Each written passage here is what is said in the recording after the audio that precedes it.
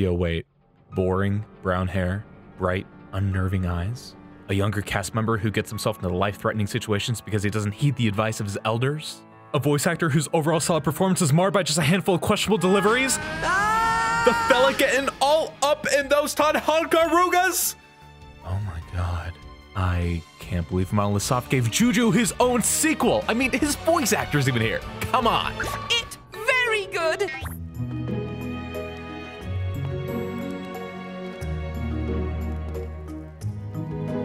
I'm gonna give a quick disclaimer before diving into the main vid. This was originally intended to be a blind impressions and review series that got updated as I played through Xenoblade 2 for the first time.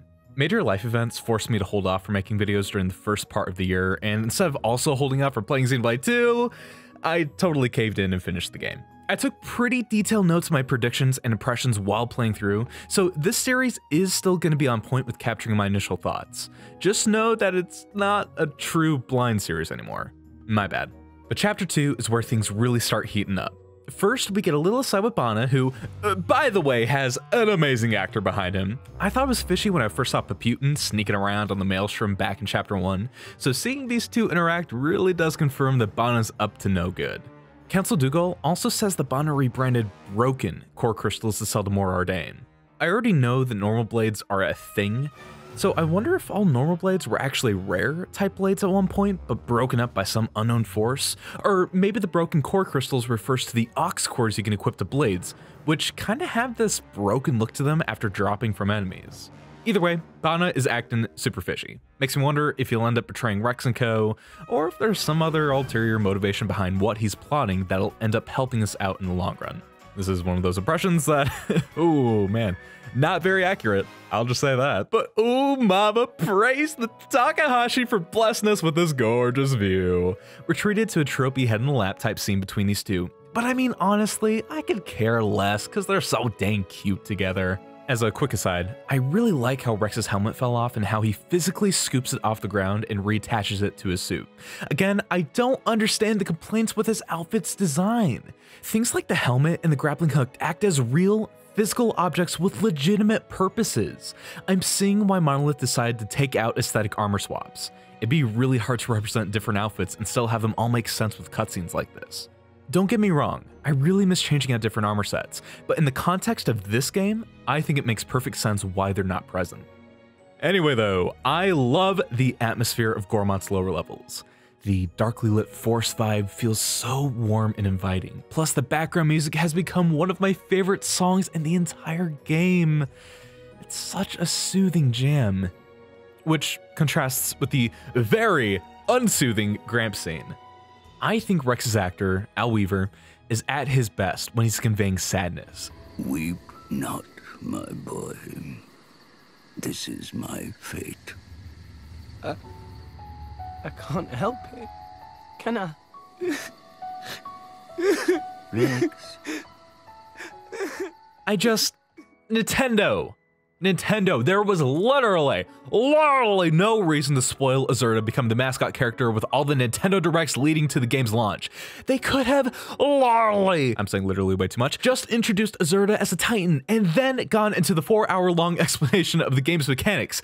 Instead, the Directs took away all the emotional impact the scene could have had for me, and I'm all kinds of salty about it, man. It's not the game's fault.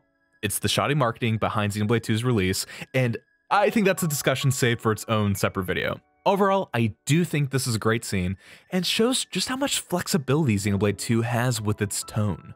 Shout out, by the way, to the Gramps inside the art book. Oh, they're just so precious. Look at this one. I will consume them all. Oh yeah. It's also great to see the fam reunited, but you know what's even greater? This Brog just looked at the camera like he done goofed. I love him so much. Just like with Malice and Jin, Pyra apparently has some sort of history with Azurta. It's reassuring that they do appear to trust each other, but it really does make me wonder what exactly went down with them in Torna. I think at this point, Monolith's mastered the art of introducing players to their massive worlds in just the best possible ways. Just like how they introduced Bionis Leg, Xenoblade 2 has you exploring a series of tight, claustrophobic passageways on the underside of Gormott as you climb up. But then suddenly, the walls come to an abrupt end and you're left standing on this huge expanse of Gauranti plain. That's a little on the nose game. It took us a little while to reach the same level of openness we saw right from the start in Xenoblade 1's Colony 9, but I think it was well worth the wait. You can see it right now, but I'm making like the biggest okay hand right now because, listen to that music! Look at all these nooks and crannies! Death 1,000 times over by enemies way higher level than me! This is Xenoblade, baby. Yup! This place really is a mirror of Bionis Lake in all the best possible ways. Any fans of the first game will see Territory Rotbart and Immovable Gonzalez both make their triumphant return, and knock on wood, but so far I haven't actually been a victim to Rotbart yet. I mean, time will tell if I can keep that up though. The boy just has a way of interrupting the most important fights. Oh, look at him hustle. Boy howdy, what a rowdy fast boy. And speaking of fights, I think it's high time we started diving into all of the new mechanics now available. First off, the stats themselves have changed a little bit compared to past games. There's this new luck stat, which helps defend against debuffs, and something called reactions, which I don't know if I've actually seen yet. Strength is still tied to physical attacks, and Ether still determines magic attacks and healing potency. Interestingly, agility still determines how well you can dodge attacks, but it's been split into a new stat called dexterity that determines your attack's accuracy. Going back to the whole thing with armor being removed, there's no defense stat either. I think it's a really interesting take on how I'll be setting up my tanks in this game. The only way to offset damage from enemy attacks is by avoiding them entirely with a focus and agility, or by just boosting a character's HP enough to brute force the hits. I think these changes shifts the game to truly need the help of a dedicated healer this time around, which is a nice change to both Xenoblade 1 and X being way more focused on DPS-oriented teams over the well-rounded ones. The combat system itself takes a little bit to get into, and at this point it's not even close to its full potential, so I'll spare you guys most of the details on how the flow of combat works because anyone who watched the direct got a 40-hour lecture on that, mark my word. Overall though, I think the combat's brilliant, and it's honestly because of one small mechanic. One thing about me is that I'm a big fan of the Mario RPGs. I think their biggest selling point is their involved battle systems. You can go through fights without doing anything past just selecting moves from a menu, but if you properly time button presses depending on the prompt, you're rewarded with better, flashier attacks and improved defenses. So that's cool, right? Take that satisfaction of a Mario RPG, up the intensity by 1,000, make it last non-stop for minutes on end, and you have the brilliance that is move canceling in this game. For those not in the know, the end of any combat animation can be interrupted by triggering a different one. This is called canceling. Each character has a sequence of 3 auto attacks per weapon, and canceling into any action after these auto attacks boosts the effects of said action the further along that auto attack sequence was canceled into. It's a really wordy way of saying that you can interrupt one attack with another attack to boost the effects or the damage output of the second attack while also reducing the first one's end lag. Just the act alone of canceling an auto attack into an art feels so satisfying. The clunk sound effect and the blue ring makes for some tasty game feel for the player. But beyond that, my favorite aspect of canceling is how tightly woven it is into every combat mechanic. You can cancel into specials, cancel into switching blades, and then cancel the blade switching animation into another canceled art, and then even cancel one art directly into another art once the appropriate skill is unlocked. Canceling creates this incredible rhythm to every fight, and each weapon type combined with every character makes for several dozen different timings and cadences to get down. There's so much hidden depth to this relatively simple mechanic. Say someone's down to their last bit of HP. You need to heal them immediately, but do you just use the healing art right away? Or do you let one auto attack go off first to heal just a little bit more HP, but at the risk of that party member fainting before you can get off that attack? It's these sorts of moment-to-moment decisions that define Xenoblade 2's combat, and it completely elevates the combat to become one of, if not the best, combat experiences I've had from any JRPG. It's that good. Last bit of mechanics talk, SP, or skill points, are back and I am so stoked. Overall the progression's linear, but there's still plenty of different ways to choose what order everything unlocks in, just like the first game. I appreciate how the progression system is aimed at improving the actual flow of battle itself. When you level up and get new gear in almost every other JRPG, the only real change in how the game behaves is in the increased numbers. I mean, that's not inherently bad, but I do think it's pretty limiting in the sense that the way you initiate those attacks portrays the actual progression and strength those characters gain over their adventures. In Final Fantasy VII, I'm gonna activate a Fire Aga the same way I'd activate a fire spell, by scrolling through a menu and hitting X. Yeah, the animation's flashier and the numbers are higher, but the execution on my part remains the exact same. I love how, as everyone in Xenoblade 2 gets stronger, they start learning skills that drastically change the way you fight and activate attacks, like having certain button-assigned arts immediately available or being able to cancel arts directly into one another.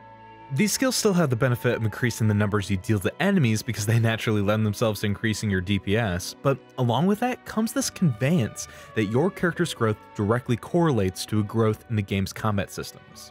It even goes as far as addressing concerns people were having about the combat appearing slow before the game was released, because it does start out slow in the first hour or two, but by playing the game and unlocking these skills, you're directly increasing the actual speed of the battles themselves. I'm glad that they do start things slow, not only so that I could get a grip on the core mechanics of these battles, but also so I could really feel the full effects of this progression system. I think it's brilliant, and I think it's a great continuation off of Xenoblade 1's skill trees, even if I do really miss skill links and affinity coins just a whole bunch. But hey, speaking of affinity coins, or lack thereof, unique monsters are back and they are better than ever. I swear to God, the unique monster theme sounds like something straight out of an anime OP, and I mean that in a very good way.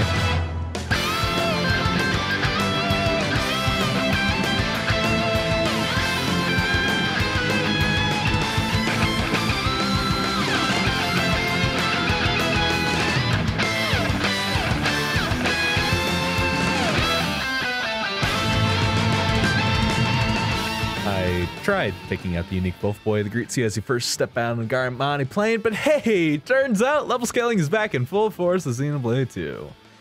He was about 4 levels higher than me. I died. A lot.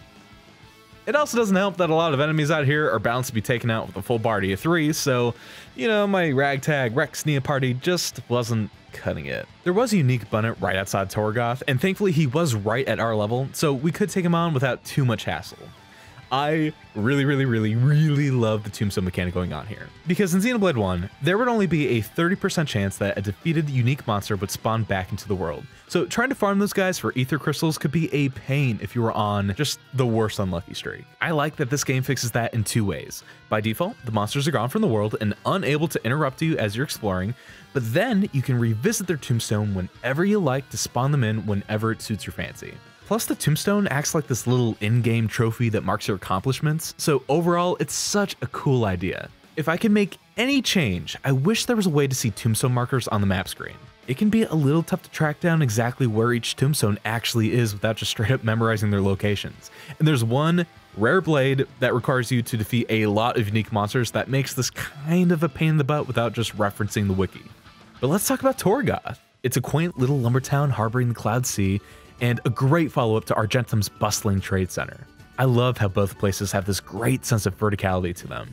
They might be a lot smaller than towns like Colony 9 or Alchemoth, and especially NLA, but exploring them feels way more satisfying thanks to a denser layout packed with treasure troves to discover and multiple ways to reach the same area. It also helps that the town intro with Nia's wanted poster was just an amazing little scene. Some of the anime sound effects almost seem a little too over the top, but Lord knows I'm a sucker for cheesy stuff like this. Oi, did you see something?